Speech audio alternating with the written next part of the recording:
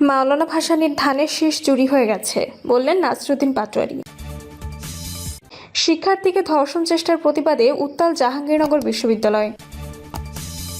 জানাবো জামায়াত এনসিপির একক ও পৃথক থাকার কৌশল এবং সর্বশেষ জানাবো তারেক রহমান ঢাকা বিশ্ববিদ্যালয়ের ছাত্র ছিলেন বলছেন আসিফ নজরুল। দর্শক শুনছিলেন সংবাদ শিরোনাম, এবার জানিয়ে দিব বিস্তারিত সংবাদ। তবে তার আগে অনুরোধ থাকবে ভিডিওটিতে একটি লাইক দিন এবং ভিডিও সম্পর্কে আপনাদের গুরুত্বপূর্ণ মতামত কমেন্ট করে জানিয়ে দিন। মাওলানা ভাসানীর ধানের শীষ চুরি হয়ে গেছে বললেন নাসরুদ্দিন পাটোয়ারি। জাতীয় নাগরিক পার্টির মুখ্য সমন্বয়ক নাসরুদ্দিন পাটোয়ারি বলেছেন, মাওলানা আব্দুল হামিদ খান ভাসানীর দলীয় প্রতীক ধানের শীষ চুরি হয়ে গেছে। বাংলাদেশের মানুষের কাছে বড় একটা অংশ জুড়ে রয়েছে কৃষি ব্যবস্থা। সেই কৃষি ব্যবস্থা থেকে চিন্তা করে মাওলানা ভাসানী তার দলের মার্কা রেখেছিলেন ধানের শীষ। সেই মার্কা চুরি হয়ে গিয়েছিল। মাওলানা ভাসানী এখন আছেন, নাম আছে, কিন্তু মার্কাটা চুরি হয়ে গিয়েছে। নাসরুদ্দিন পাটোয়ারি বলেন, মাওলানা ভাসানী কৃষক নির্ভর রাজনীতি বাংলাদেশ সূচনা করেছিলেন। যদি মাওলানা ভাসানী সেই ধানের শীষ মার্কাটা তার কাছে থাকতো তাহলে আজ ধান পানির নিচে তলিয়ে যেত না। এখন বাস্তবের ধান পানির নিচে, কৃষক হাহাকার করছে, অথচ ধানের শীষ ক্ষমতায় আছে। কৃষি পরিস্থিতি নিয়ে উদ্বেগ প্রকাশ করে এনসিপির এই নেতা বলেন, যে ধান আমাদের রক্ষা করার কথা ছিল সেই ধান এখন ব্যবসায়ী ও সিন্ডিকেটের নিয়ন্ত্রণে চলে গেছে। বগুড়ার মাঠ থেকে ধান গুলশানে চলে গেছে। কৃষকের পরিবর্তনে এখন সিন্ডিকেটই লাভবান হচ্ছে। নাসরুদ্দিন পাটোয়ারি বলেন, শেখ হাসিনা স্মার্ট কার্ডের নামে অনেক টাকা হাতিয়ে নিয়ে গেছে। এখন নতুন প্রকল্প এসেছে, খাল কাটার প্রকল্প, ফ্যামিলি কার্ড, কৃষক কার্ড। আমরাও কার্ড এনেছি, লাল কার্ড। এগুলো যখন ব্যর্থ হবে আমরা তখন লাল কার্ড দেখাবো। সারোয়ার তুষার বলেন, কৃষি কার্ডে তামাশা বাদ দিয়ে কৃষি বীমা চালু করা উচিত। মিলারের কাছ থেকে সরাসরি ধান কেনা উচিত। ডক্টর জাফরুল্লাহ চৌধুরী যেমন বলেছিলেন, চিকিৎসা যেতে হলে জনগণের দুয়ারে দুয়ারে, তেমনই সরকারকে কৃষকের দুয়ারে দুয়ারে যেতে হবে। ফসলের দাম আগেই নির্ধারণ করতে হবে। আগেই বলে দিতে পারলে কৃষক বার্গেন করতে পারবে সঠিকভাবে। সরকার ধান কম কেনে, চাল বেশি কেনে, এই নীতি থেকে সরে আসতে হবে। শিক্ষার্থীকে ধর্ষণ চেষ্টার প্রতিবাদে উত্তাল জাহাঙ্গীরনগর বিশ্ববিদ্যালয়।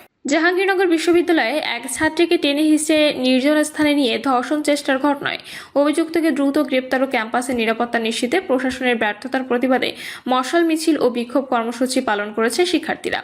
রাতভর চলা এসব কর্মসূচিতে সহস্রাধিক শিক্ষার্থী অংশ নেন। রাত 10টার দিকে বিশ্ববিদ্যালয়ের টারজান এলাকা থেকে নারী শিক্ষার্থীরা একটি বিক্ষোভ মিছিল বের করেন। মিছিলটি বিশ্ববিদ্যালয়ের 10টি ছাত্রী হল প্রদক্ষিণ করে প্রক্টর কার্যালয়ের সামনে গিয়ে শেষ হয়। এর আগে রাত 9:45টার দিকে বটতলা এলাকা থেকে ছাত্রদের আরেকটি মিছিল বের হয়ে টারজান এলাকায় নারী শিক্ষার্থীদের মিছিলে যোগ দেয় এবং সংহতি প্রকাশ করে। ঘটনার বর্ণনা দিতে গিয়ে উদ্ধারকারীদের একজন ও বিশ্ববিদ্যালয়ের মাইক্রোবায়োলজি বিভাগের 47 ব্যাচের শিক্ষার্থী জাহিদ হাসান বলেন, আমরা কয়েকজন বাইকে করে পুরাতন ফজিলাতুন্নেসা হল অতিক্রম করার সময় হঠাৎ একজনের চিৎকার শুনতে পাই। আমরা সেখানে গেলে পাশের জঙ্গল থেকে একটা মেয়ে আতঙ্কিত অবস্থায় আসে। তার পায়ে স্যান্ডেল ছিল না, শরীরের বিভিন্ন জায়গায় মাটি ধুলা লেগেছিল। আমি জিজ্ঞেস করি, আপু কি সমস্যা? তখন ওই শিক্ষার্থী জানান, কেউ একজন তাকে ধর্ষণ করার চেষ্টা করছে। আমরা উপস্থিত সবাই তৎক্ষণাৎ জঙ্গলে ঢুকে অভিযুক্তকে খুঁজে বের করার চেষ্টা করি, কিন্তু অন্ধকারে তাকে পাওয়া যায়নি। এরপর আমরা নিরাপত্তা শাখায় ফোন দিই। তারা আসার পর ভুক্তভোগী ওই শিক্ষার্থীকে মেডিকেল সেন্টারে পাঠানো হয়। এদিকে বিক্ষোভকারীরা অভিযোগ করেন, বিশ্ববিদ্যালয়ে প্রশাসন দীর্ঘদিন ধরে ক্যাম্পাসের নিরাপত্তা নিশ্চিত করতে ব্যর্থ হচ্ছে। একই সঙ্গে তারা প্রক্টরের একটি বক্তব্যের সমালোচনা করেন। তাদের দাবি, ঘটনার পর প্রক্টর অধ্যাপক AKM রাশিদুল আলম বলেছেন, শিক্ষার্থীদের নিরাপত্তা নিশ্চিত করা প্রক্টরের দায়িত্ব নয়, বরং রেজিস্ট্রার অফিসের দায়িত্ব। এ বিষয়ে ইতিহাস বিভাগের শিক্ষার্থী লামিশা জামান বলেন, প্রক্টর শিক্ষার্থীদের নিরাপত্তা নিশ্চিত করতে চরমভাবে ব্যর্থ হয়েছেন। তিনি কিভাবে বলতে পারেন যে শিক্ষার্থীদের নিরাপত্তার দায়িত্ব তার নয়? তার কার্যালয়ে জমা পড়া বিভিন্ন হয়রানির অভিযোগও সঠিকভাবে সমাধান হয়নি। জামায়াত এনসিপির একক ও পৃথক থাকার কৌশল।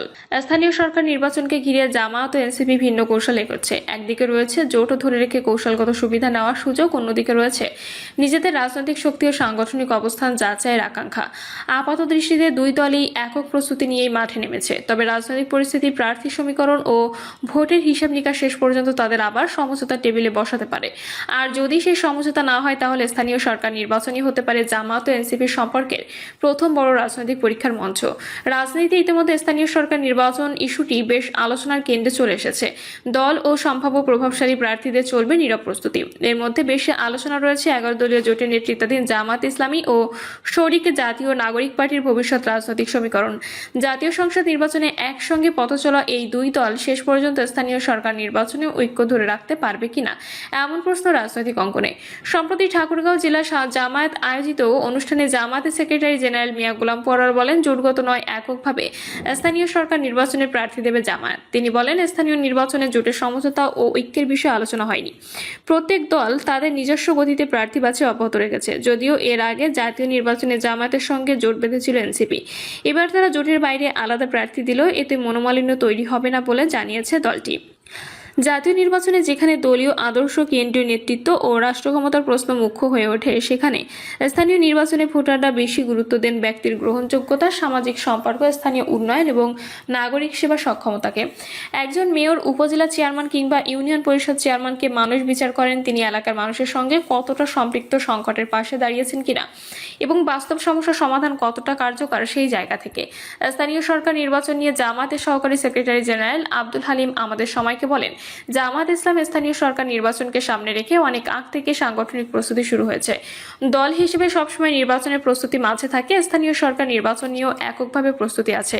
তিনি বলেন, তারা একক ও জোটগত দুই ধরনের প্রস্তুতি রাখছেন। সমঝোতার বিষয়ে এখনো আনুষ্ঠানিক সিদ্ধান্ত না হলেও রাজনৈতিক বাস্তবতা বিবেচনায় সব ধরনের সম্ভাবনা রয়েছে। অন্যদিকে জাতীয় নাগরিক পার্টি স্থানীয় সরকার নির্বাচনকে নিজেদের রাজনৈতিক শক্তি যাচাইয়ের বড় সুযোগ হিসেবে দেখছে। দলটি বিশেষ করে তরুণ ভোটারদের লক্ষ্য করে নতুন নেতৃত্ব সামনে আনার পরিকল্পনা নিয়েছে। ইতিমধ্যে দেশের 12 সিটি কর্পোরেশন নিজেদের প্রার্থী, 100 উপজেলা ও পৌরসভা দল সমর্থিত প্রার্থীদের তালিকা প্রকাশ করেছে। তবে এনসিপির দলীয় সূত্র থেকে জানা যায়, এনসিপিতে স্থানীয় সরকার নির্বাচন ঘিরে ভিন্ন মত রয়েছে। দলটির একটি অংশ মনে করছে, স্থানীয় নির্বাচনে জোটের অংশ হিসেবে থাকলেও এবার এককভাবে নির্বাচন করা উচিত, যাতে দলের প্রকৃত সাংগঠনিক সক্ষমতা ও জনসমর্থন যাচাই করা যায়। তাদের মতে, জামায়াতের সঙ্গে জোটে থাকলে এনসিপি স্বতন্ত্র রাজনৈতিক পরিচয় অনেকটাই আড়ালে থেকে যাচ্ছে। আবার আরেক অংশ মনে করছে, স্থানীয় নির্বাচনে পুরোপুরি একক পথে হাঁটলে ভোট বিভক্ত হওয়ার ঝুঁকি তৈরি হতে পারে, যা শেষ পর্যন্ত রাজনৈতিকভাবে ক্ষতির সম্ভাবনা তৈরি হতে পারে। এনসিপির স্থানীয় সরকার নির্বাচন পরিচালনা কমিটির প্রধান ও উত্তরাঞ্চলের মুখ্য সংগঠক সার্জিস আলম আমাদের সময়কে বলেন, আমরা যেমন এককভাবে প্রস্তুতি নিচ্ছি, একইভাবে জামায়াতও তাদের প্রস্তুতি নিচ্ছে। তবে এই সঙ্গে বৃহত্তর রাজনৈতিক স্বার্থে জোটগত সমঝোতার সম্ভাবনাকে উড়িয়ে দেওয়া যায় না। আমরা তরুণ, শিক্ষিত, পরিচ্ছন্ন ভাবমূর্তির নতুন নেতৃত্বকে সামনে আনতে চাই স্থানীয় নির্বাচনে, যারা সমাজে সত্যিকার অর্থে দশের ও দেশের জন্য কাজ করবেন। একই সঙ্গে স্থানীয় সরকার নির্বাচনকে সামনে রেখে উভয় দলই নিজেদের সাংগঠনিক অবস্থান শক্ত করার চেষ্টা করছে। জামায়াত তৃণমূল ভিত্তিক সংগঠনকে আরও সক্রিয় করছে, আর এনসিপি তরুণদের অংশগ্রহণ বাড়িয়ে নতুন রাজনৈতিক বার্তা দিতে চাইছে। দুই দলই বুঝতে পারছে, স্থানীয় সরকার নির্বাচন শুধু জনপ্রতিনিধি নির্বাচনের লড়াই নয়, এটি রাজনৈতিক শক্তি, সাংগঠনিক সক্ষমতা এবং ভবিষ্যৎ নেতৃত্বের উপর